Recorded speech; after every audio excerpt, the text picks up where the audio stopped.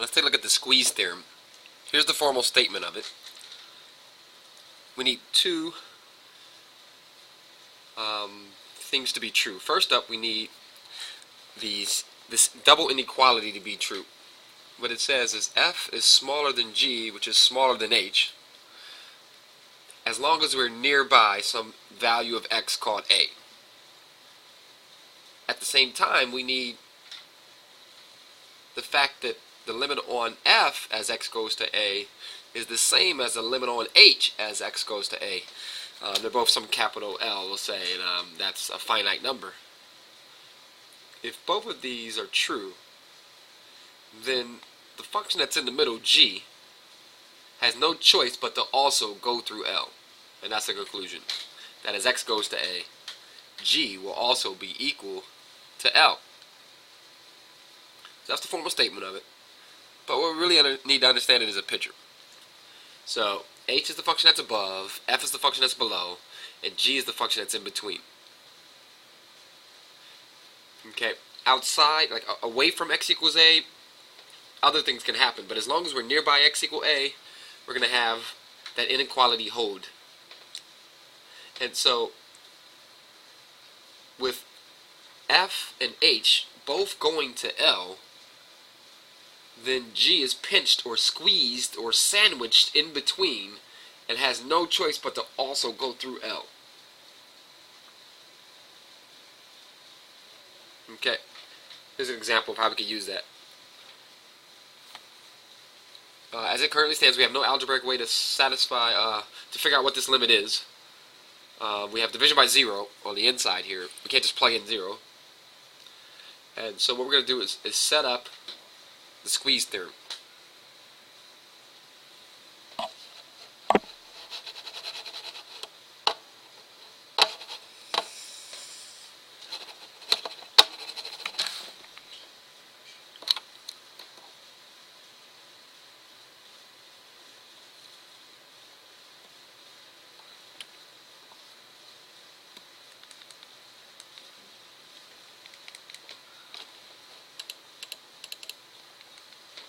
Okay, we're going to set up the squeeze theorem. So we need this is our function g. We like to know what this limit is. We need a function f and a function h. A function that this is always smaller than, a function that this is always larger than.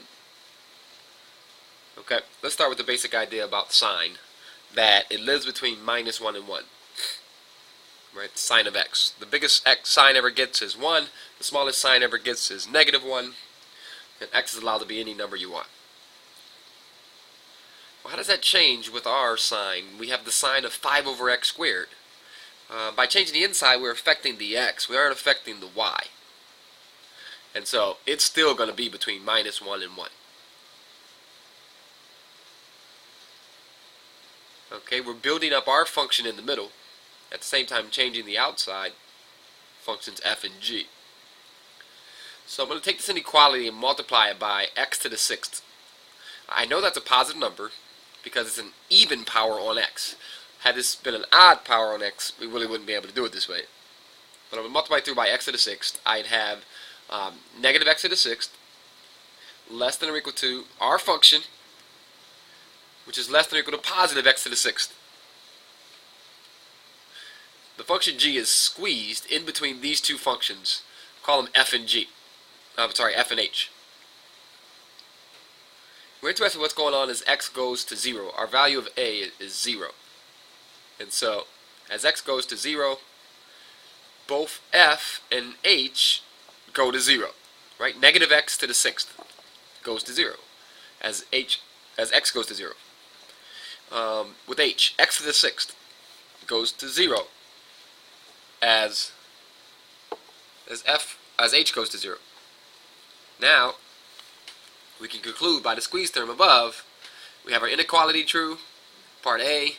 In the first box, we have our limits true, part B. In the second part, so the conclusion is that our function g has no choice but to also go through 0 by the squeeze theorem. And so we have that our limit is equal to 0. Here's a visual. The h function, x to the 6th, is the green. the f function, negative x to the 6th, is the red, and our function g, x to the 6th sine of 5 over x squared, is the blue. It's squeezed in between these two. It has no choice. It's sandwiched in between. Some people call this the sandwich theorem. It has to also go through 0. It does whatever outside of that, but it has to also go through 0. Alright, great. Here's another question. We have a function g that's in between 6x minus 18 and x squared minus 4x plus 7. We'd like to find out what's going on as x goes to 5 on this function g. Remember the squeeze theorem. This is handing us exactly the inequality in part A, where the 6x minus 18 is f, and x squared minus 4x plus 7 is h. And it's for all x. And, of course, nearby x equals 5. The value of a is 5 in this. So we need to check the limits. Part B. What's the limit on f as x goes to 5? What's the limit on h as f goes to 5? Just plug a 5 in. Nothing to stop you. 30 minus 18 is...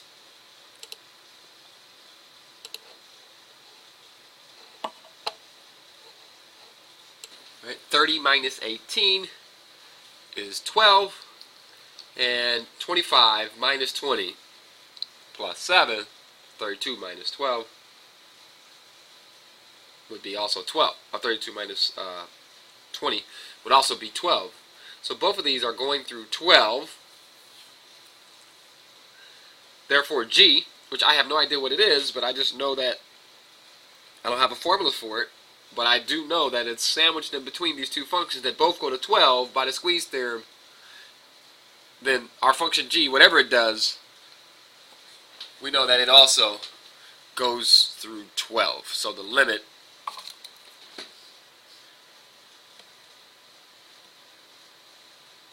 on as x goes to 5 on g of x, we know that then that is also 12.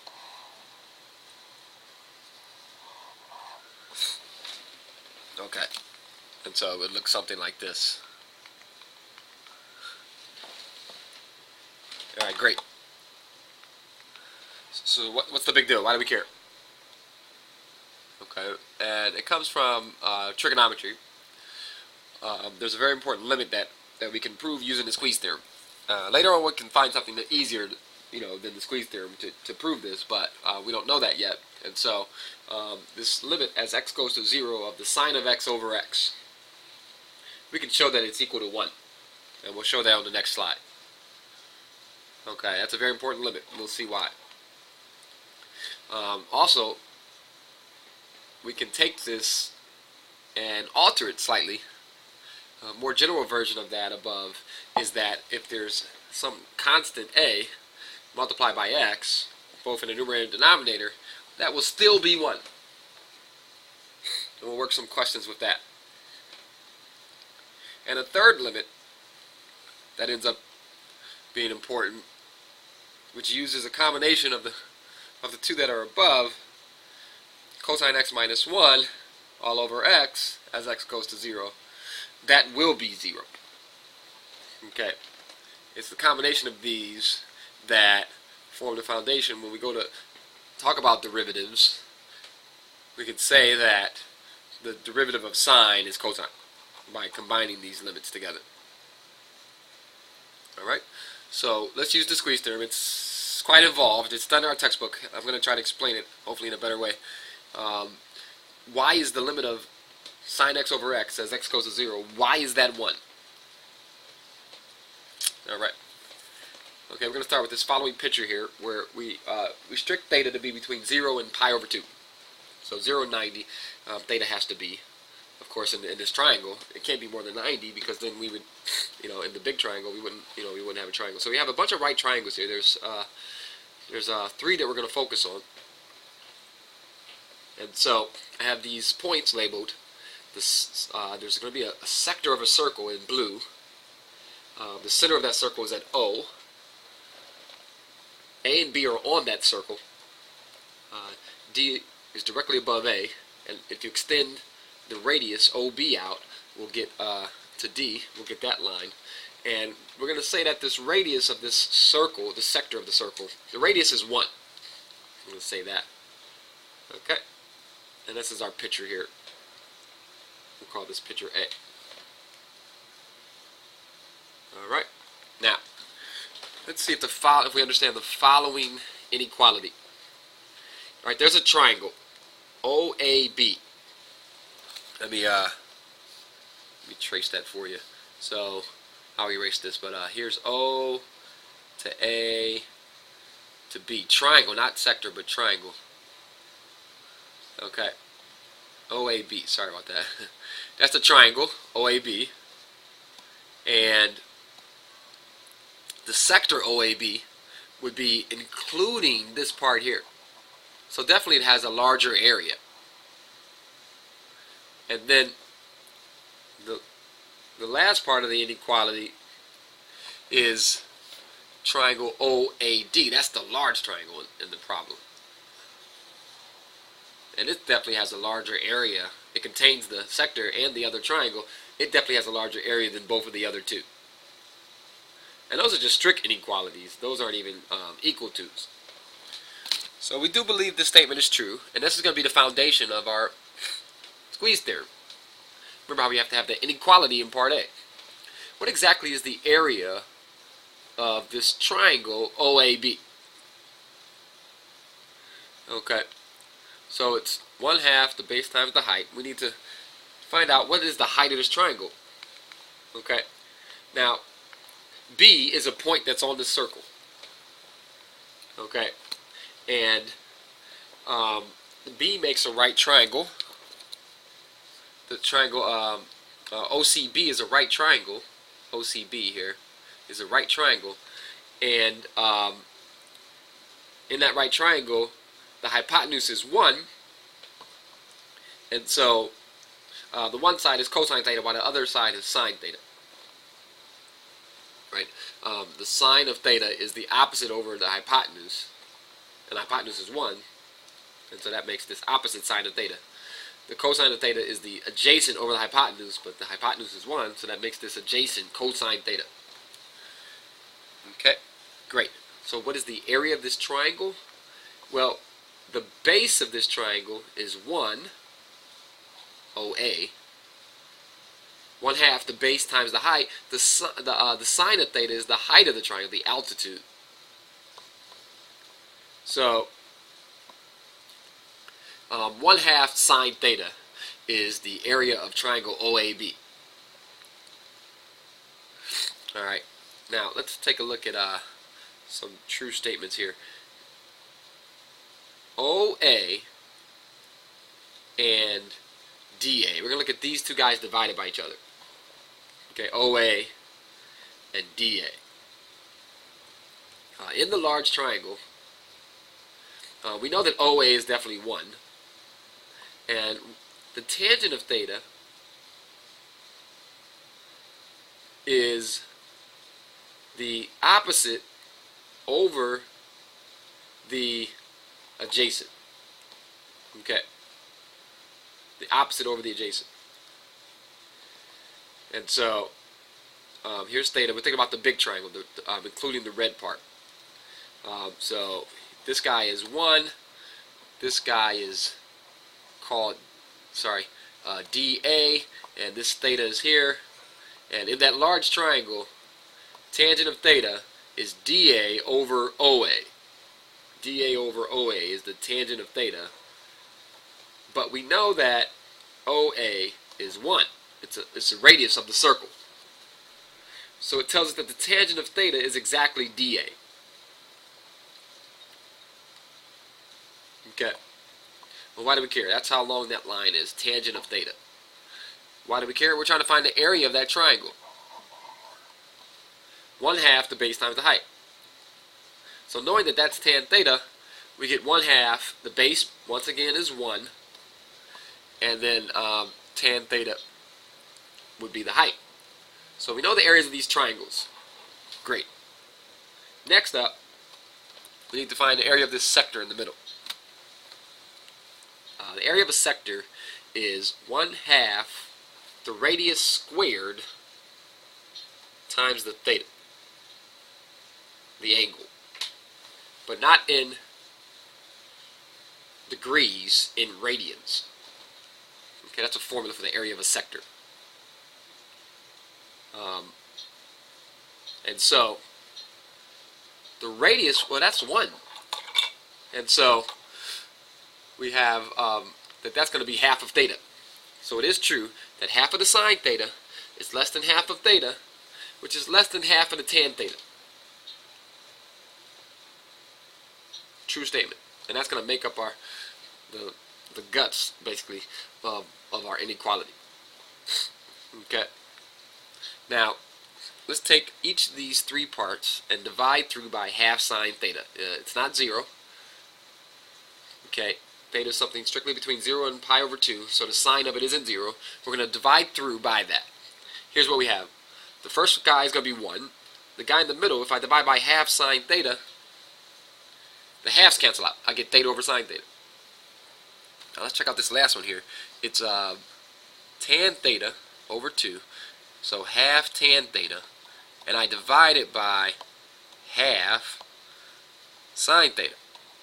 So the halves cancel out definitely. And what's tan theta over sine theta? Well, tan is sine over cosine, so I take sine theta over cosine theta, and I multiply by 1 over sine theta, the reciprocal. So that's how I get 1 over cosine theta. Great. That's why these guys are the same. When you go and divide by, we're going to take this whole triple two-part inequality and divide by half sine theta. Okay, so this is a true statement. Next thing we want to do is see, the limit that we're looking for has the sign in the numerator and the x in the denominator, and so we want to reciprocal this. But when we reciprocal, if I have 1 is less than 3, which is less than 5, and I look at the reciprocals, 1/3 and 1/5. Let me use 2 here. Sorry, and 1/2. When I look at their reciprocals, the inequalities flip. Right?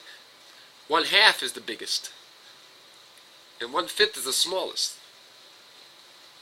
And so that's what we're going to do. We're going to take the reciprocals of these guys, and they're going to flip, where the inequality signs are going to flip. So, reciprocal of 1 over cosine theta is cosine theta. Reciprocal of the middle is sine theta over theta.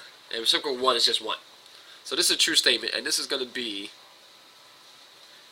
it took us a while, but we got what we need. That what we're looking for, our G, this guy is our G. It's in between some F and some H. Okay. Alright, great. So now let's check F and H and make sure they go to the same thing. What does F go to as x goes to 0?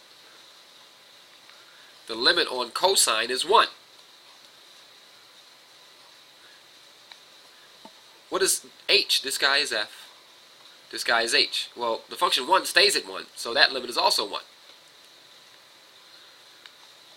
So both these limits are 1.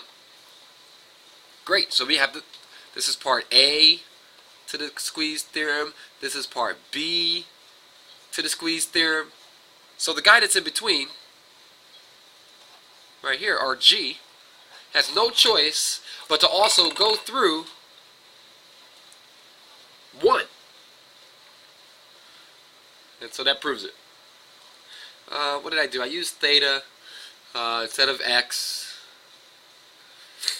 And so, as a technicality, we only came from positive theta. Alright.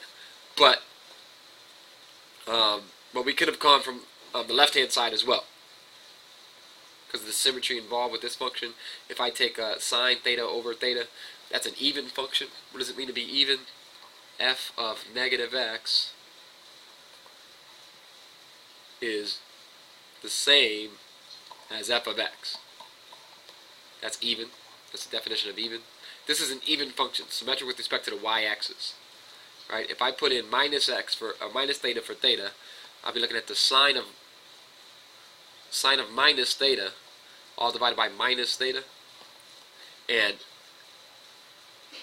sine is an odd function, and so what comes out is that that's negative the sine of theta, and then we have negative theta in the denominator. These negatives cancel out, and we're back where we started at, sine theta over theta. It's an even function. We're back where we started at. We put in negative x for x, and we ended up just with the same function we started with. Because it's an even function, we found out its right-hand limit is 1, its left-hand limit has to also be 1. Okay. And so now we can drop the left and right, and we can say that the limit is exactly 1 as we go towards 0. And we use thetas, but we can just replace thetas with x's. And that proves our limit. Okay. We'll find a much better way once we learn derivatives, but that's it. Now, this limit helps us get those other limits. And so now let's work with the other limits. Let's do some examples. Remember the other limits from the previous slide? We have sine of ax over ax is equal to 1 as x goes to 0. Let's jump to that slide. So now let's work other limits that involve that. Now, I want to be able to find this limit, but the formula is that x goes to 0, whatever is inside of the sign, the number times x, that same thing needs to be in the denominator to say that it's equal to 1. So I need a 5 down here. But I can't just put a 5 in the denominator without also putting a 5 in the numerator. So my limit, as x goes to 0, is going to be 5 times the sine of 5x all over 5x. That's not changing it. That's multiplying and dividing by 5. Okay? This constant I can pull out, and now I have my limit. As x goes to 0, sine of 5x over 5x, which is 1. And so the answer to the question is 5. How about this? Sine of 3x over sine of 4x. Okay. What we need are the x's. Okay. We need to multiply this sine of 3x. We need it to be divided by 3x and multiplied by 3x. That's 1. We need this guy, sine of 4x, to be divided by 4x. So we multiply by 4x. It's 1. We didn't change anything. And so what happens then is it becomes the limit as x goes to 0 of those guys that we know are 1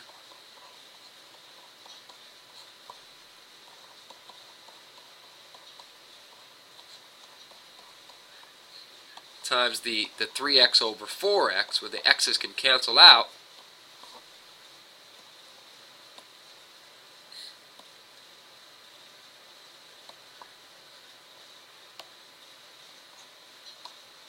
and so the answer to the question then would be 3/4. These guys are 1s, and so then the answer to the question would be 3/4.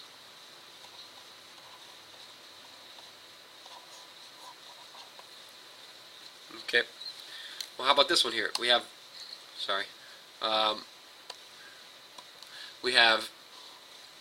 tan of 5x divided by the sine of 3x.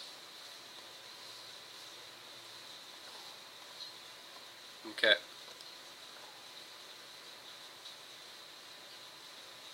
So we're going to have basically tan of 5x be sine of 5x over cosine of 5x.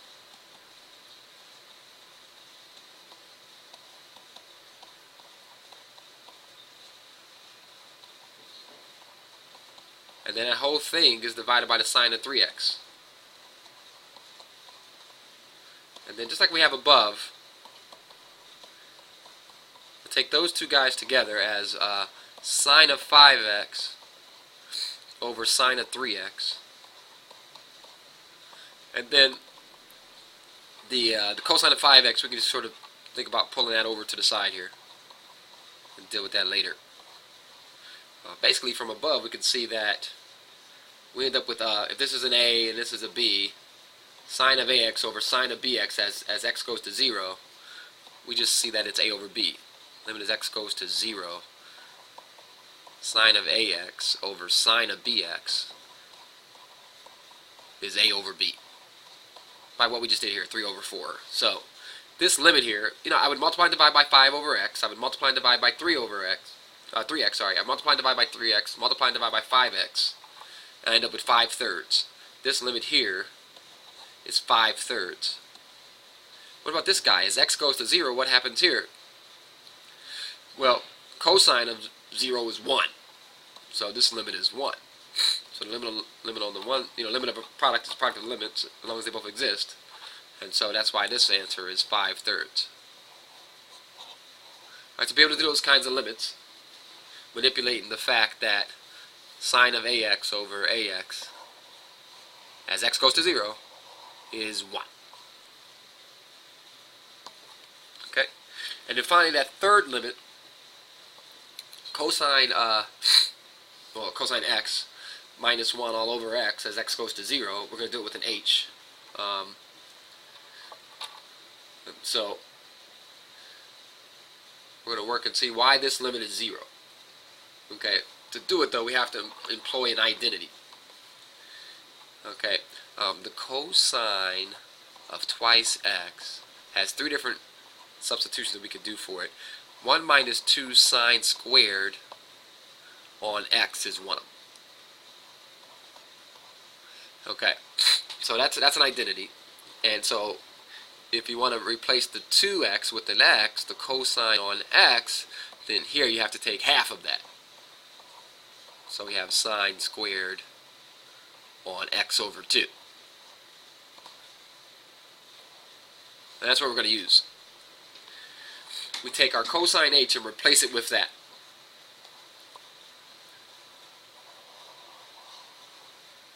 Okay. And then we're supposed to subtract 1, so these 1s are going to cancel. And we'll be left with minus 2 sine squared of h over 2 all over h as h goes to 0. Okay, and what that is, that's a sine of h over 2 and another sine of h over 2. And what we're going to do is this 2 here, just to make it match up to our sine of x, sine of ax over ax, just to make it match up to that. What we need is h over 2 in the denominator, and so it's the same thing. Multiplying by 2 is the same thing as dividing by a half. So we have the same thing here, and we're going to make that sine of h over 2 and another sine of h over 2. Okay. And then we'll do the limit, and the negative we can pull out. So we pull the negative out, and we know that this limit, if we want to replace, x by h over, if the h over 2 give you a problem, we can replace, just rename theta to be the h over 2. As h goes to 0, so does theta. So we have sine theta over theta, which we know to be 1, and sine of theta would be 0 as theta goes to 0. And so we get the fact that this guy is negative 1 times 0, so it's 0. Okay? It's the combination of these limits that we use later when we go to look at, well, why is the derivative of sine cosine? Okay. It's this limit together with limit as x goes to 0, or h, sine of x over x is 1. These two limits together help us prove why sine is cosine and why cosine is sine. Derivative of cosine is negative sine x.